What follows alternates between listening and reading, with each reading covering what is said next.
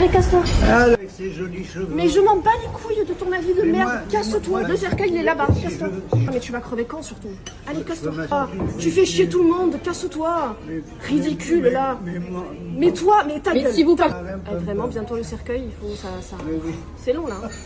Allez. Elle dit qu'elle avait des gros cheveux, elle est pas contente.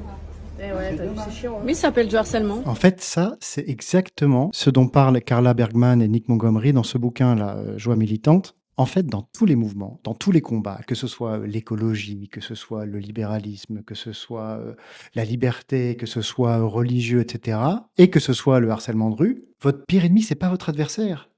C'est la personne qui mène le même combat que vous, mais pour de mauvaises raisons.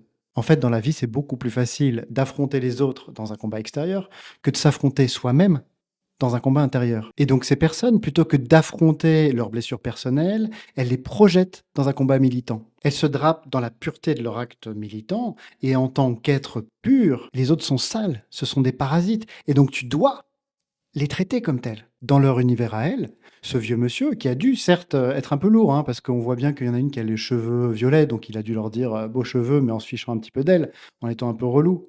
Mais dans leur univers à elle, ce monsieur, il mérite d'aller au tombeau. Et donc elle milite pas à partir de la raison, de l'équilibre ou de l'exemplarité, mais à partir de ce que Bergman et Montgomery appellent la rage, les comportements toxiques et les expériences de pureté. Et donc on les reconnaît, ces gens-là, il suffit d'aller dans les commentaires.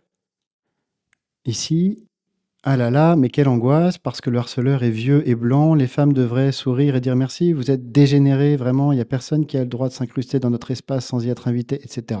Voilà, il suffit d'y aller, on les voit, tous ces commentaires. Je vous cite un passage du livre. Il y a quelque chose qui circule en fait dans de nombreux espaces, mouvements, milieux radicaux, qui mine leur puissance de l'intérieur. C'est le plaisir de se sentir plus radical que les autres et l'inquiétude de ne pas l'être assez. La suspicion et le ressentiment face à quelque chose de nouveau. La sensation que la curiosité est naïve et que la condescendance est justifiée. C'est exactement ça. Donc si vous menez un combat politique, assurez-vous des motivations de ceux qui mènent le même combat que vous. Et restez surtout bien éloigné de ceux qui mènent ce même combat, mais pour les mauvaises raisons. Et je pense qu'on ressent tous ça. Mais il y a certains combats où on a l'impression qu'il y a plus de gens comme ça que dans d'autres. Et c'est quoi ces combats selon vous? C'est quoi ces combats les plus pollués par les militants? Pensez à vous abonner si vous voulez plus de contenu politique. Je suis Patrice Darras. À bientôt.